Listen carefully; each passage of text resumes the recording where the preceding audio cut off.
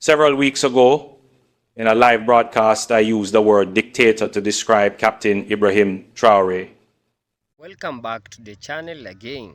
I hope you are having an amazing day because today's topic is one that got people talking across Caribbean, African and beyond. I came across a video that claimed that Jamaica Prime Minister Andrew Holness referred to the Captain Ibrahim Traore, the president of Burkina Faso, as a dictator. I had to stop and take a closer look.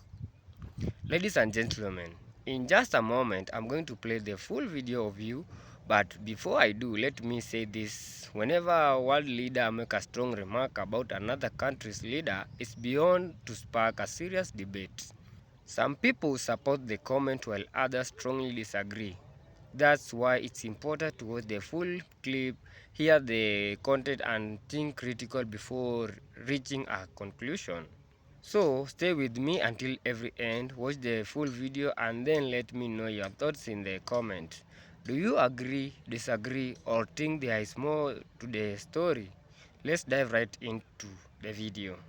My fellow Jamaicans, brothers and sisters across the African continent, distinguished members of the international community, and most importantly, Captain Ibrahim Traore, President of the Transitional Government of Burkina Faso. I come before you with a heart that is heavy, but also open. I come not to speak as a man defending himself, but as a leader willing to acknowledge fault. And I come not to diminish my office, but to honor it by admitting a truth that all leaders at some point in their journey must face. Sometimes we misspeak, sometimes we misjudge, and sometimes we must apologize. Several weeks ago, in a live broadcast, I used the word dictator to describe Captain Ibrahim Traore. That single word has echoed far beyond my intention. It has stirred emotions, fueled debates, and created tension between Jamaica and Burkina Faso, two nations whose histories should unite them, not divide them. And tonight, I am here to say plainly and sincerely, I regret those words. I take responsibility for them, and I offer my heartfelt apology. When I spoke that day, I spoke with conviction. I spoke as a leader who believes deeply in the values of democracy, values that Jamaica has held close for decades. I spoke from a place of concern, but I failed to speak from a place of understanding. Conviction without compassion is dangerous. Principles without perspective can wound. And in calling Captain Traore a dictator, I crossed the line between principle critique and personal disrespect. It was not my role to reduce a fellow leader, especially one facing immense challenges in his homeland, to a single word that carries such weight, such judgment, and such finality. Yes, I believe in democracy. Yes, I believe in elections, in parliaments, in institutions that protect the will of the people. But I also believe in respect. Respect for the paths that nations choose. Respect for the burdens leaders carry. And respect for the struggles that shape their choices. Captain Traore, in my choice of words, I failed to extend that respect. And for that, I am sorry. To the people of Burkina Faso, you are a nation of resilience.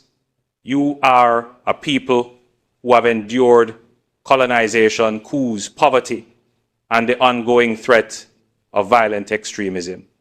And yet, you stand proud, you stand tall. You continue to fight for a future that is free, independent, and dignified.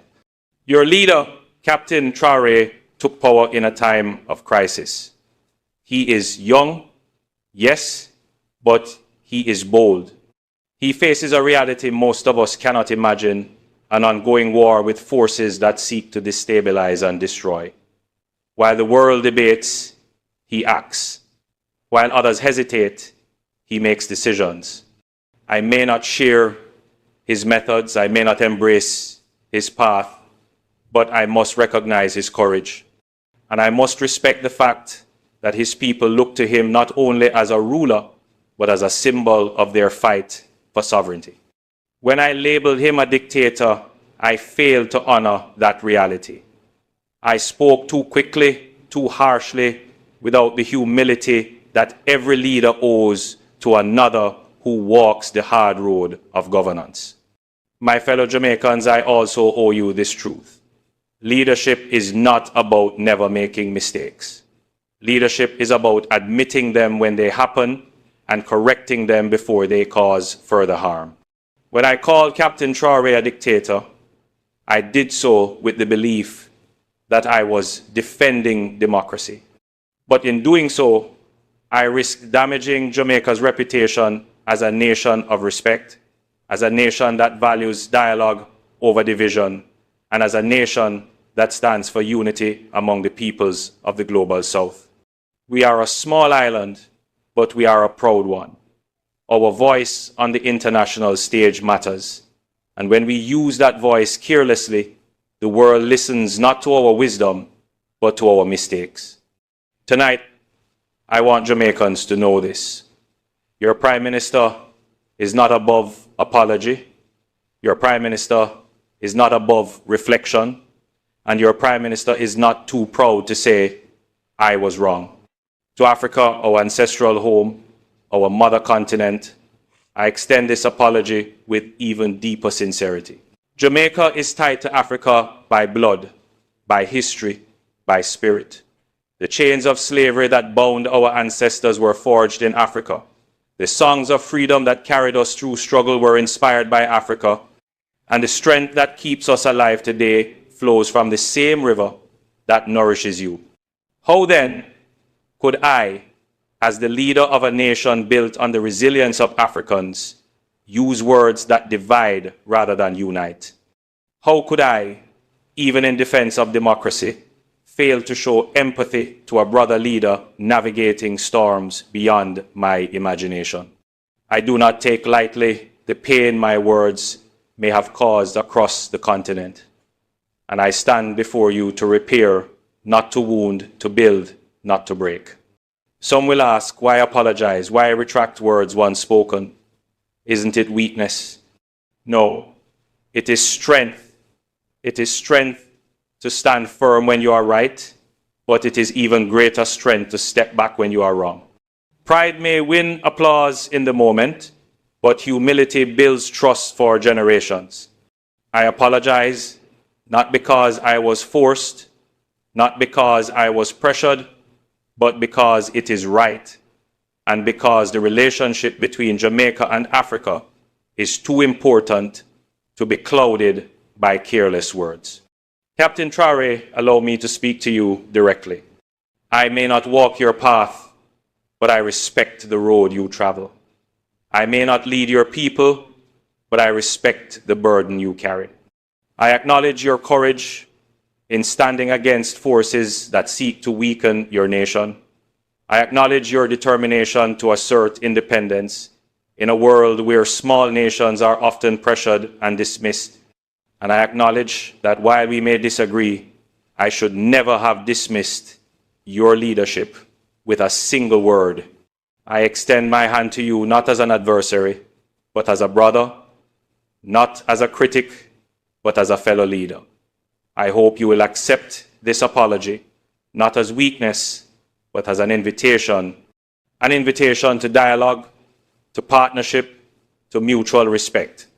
What do I hope comes from this apology? I hope it sparks a deeper conversation between Jamaica and Burkina Faso.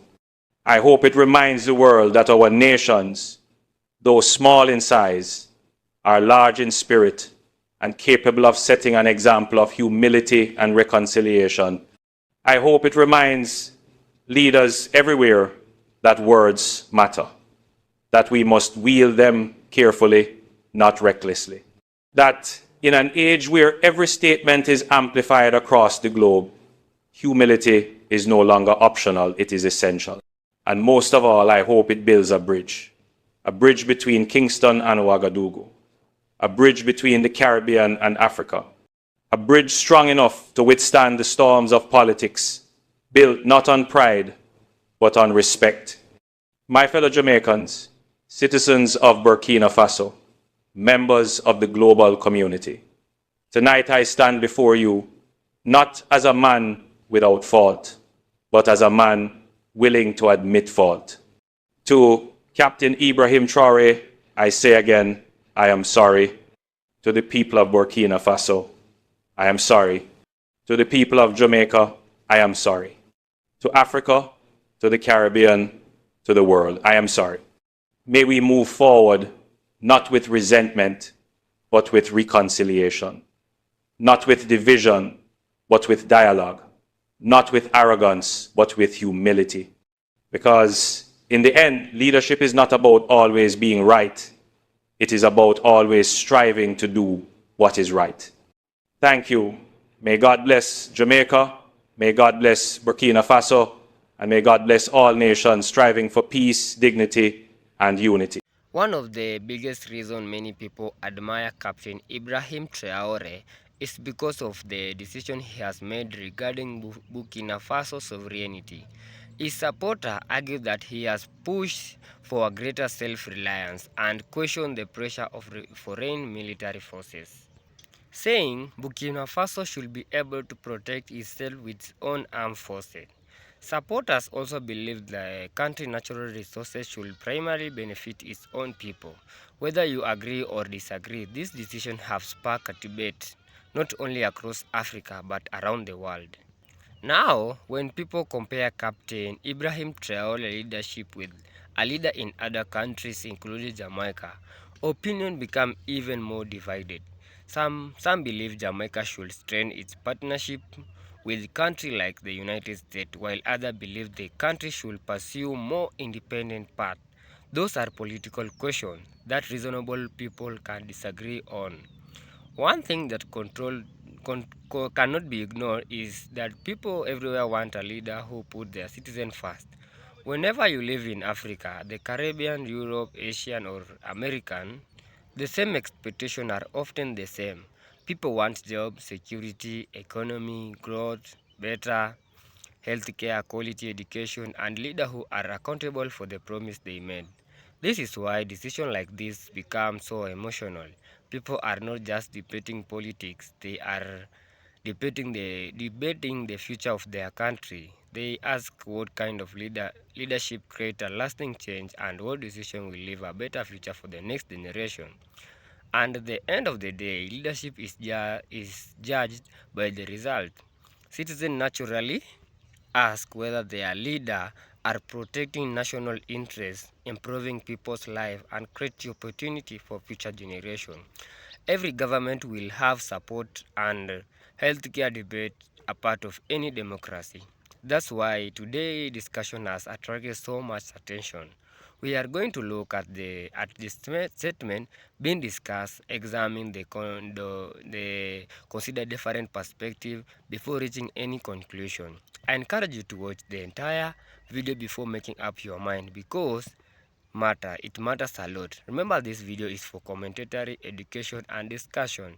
My goal is to encourage respectful conversation, not division. So after watching the full video, let me know your thoughts in the comment below.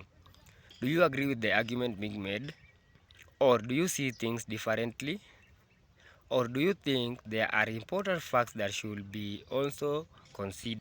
Whenever your opinions, keep the conversation respectfully because that's how we learn from one another. With that said, sit back, watch closely, and let's get straight into the video.